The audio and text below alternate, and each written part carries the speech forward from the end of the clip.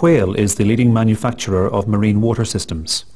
Whale high-quality products include plumbing, taps, pumps for freshwater, bilge water and wastewater.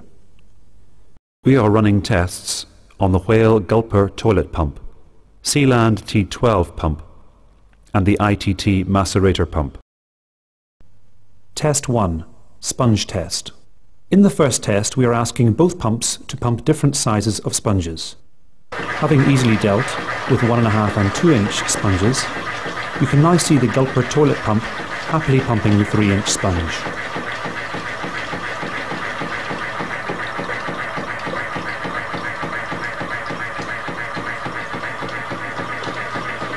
However, this is what happened when we introduced the 1.5-inch sponge to the Sealand pump.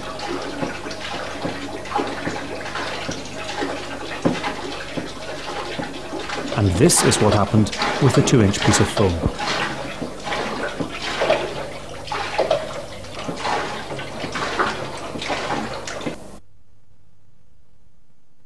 Finally, having failed with 1.5-inch and 2-inch sponges, we reluctantly ran the test again using a 3-inch sponge, which had already proved no difficulty to the Gulper pump.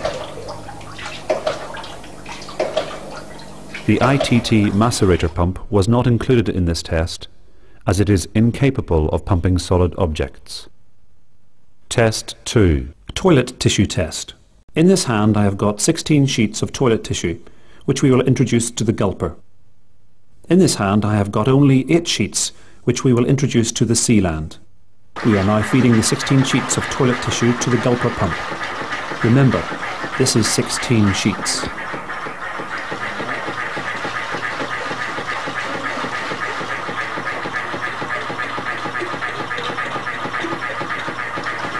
We are now going to repeat the toilet tissue test, this time using the Sealand pump and with only 8 pieces of tissue.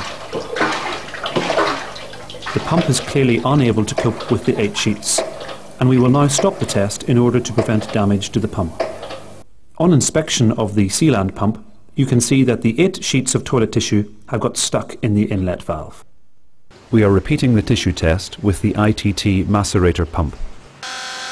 Having overcome difficulties priming the pump, we are now introducing 14 sheets of tissue.